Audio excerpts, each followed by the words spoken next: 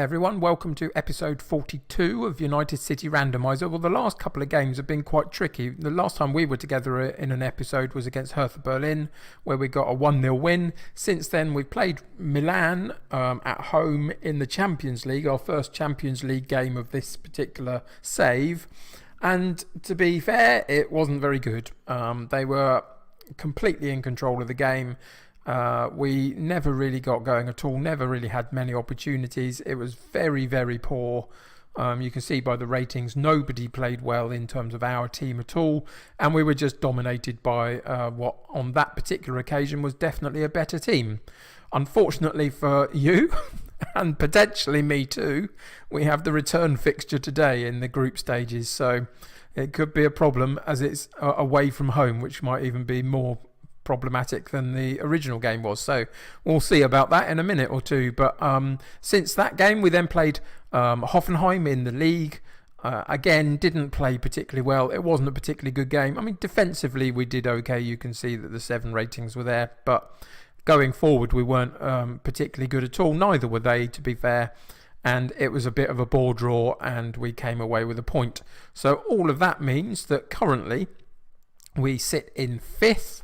Having most teams played 6 games, so we're doing okay. I'm perfectly happy with that. 6 games in. Look, I mean, we're a couple of points off top. We're a couple of points off bottom, really. So it's no major problem at this point anywhere.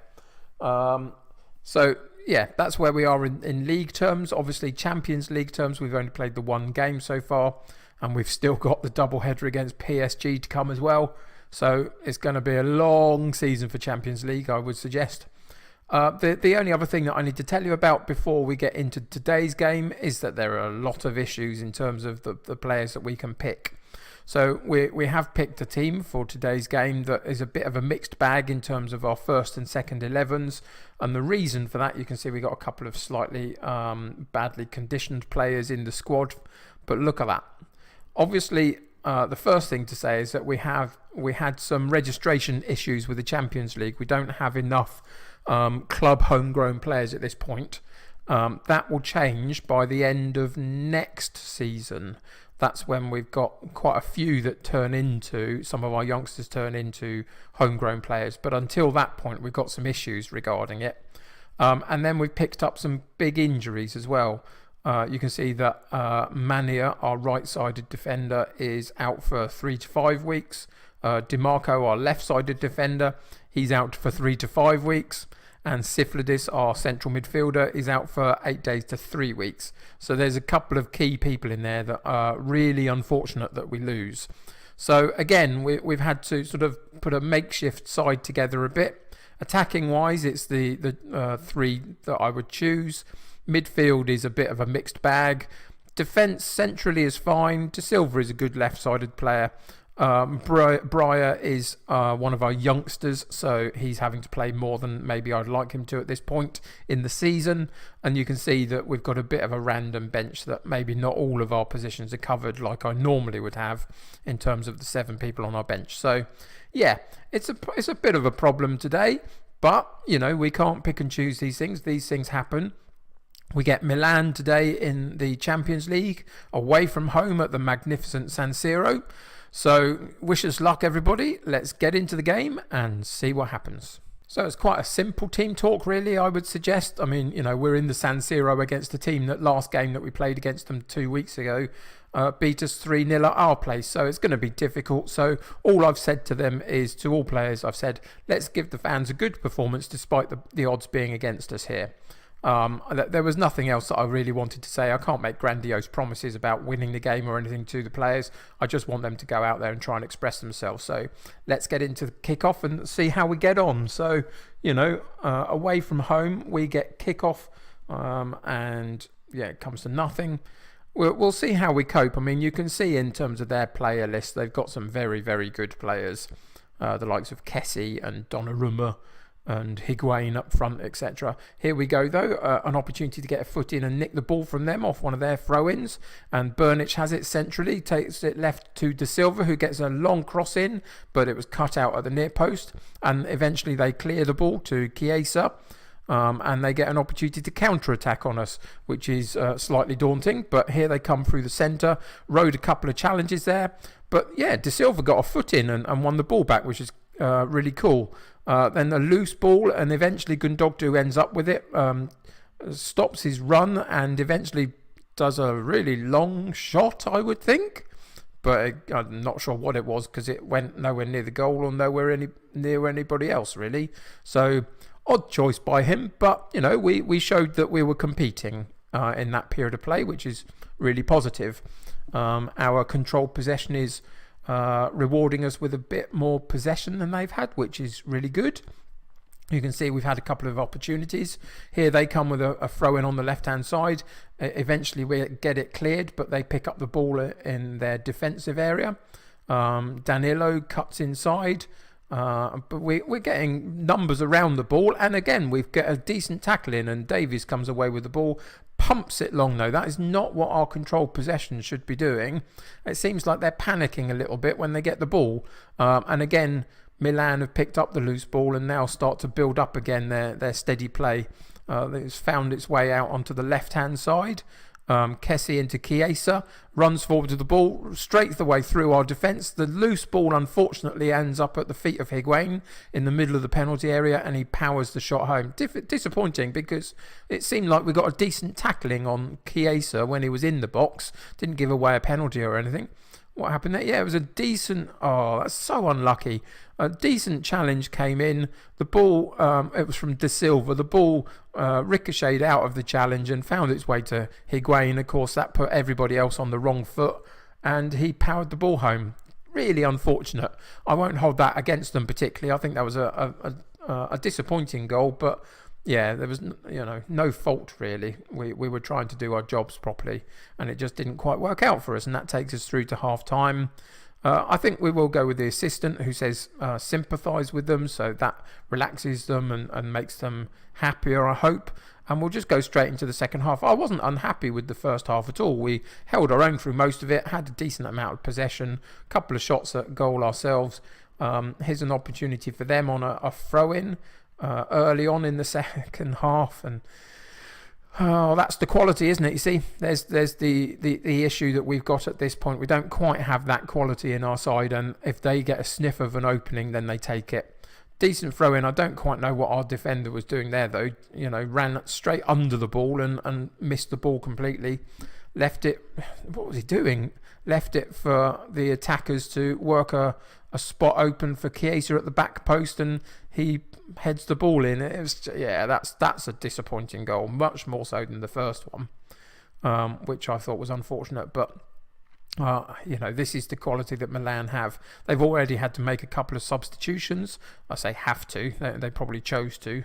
And they've probably got quality on, but here they come again on the right hand side. Can we get a tackle in and stop their momentum? No, we can't, but their long shot curls just slightly round wide of the post, and we now get our own opportunity off a throw in. Davies with a stunning strike, but it didn't quite find the target, which was unfortunate. But there was an opportunity. Free kick for them, sails over the top.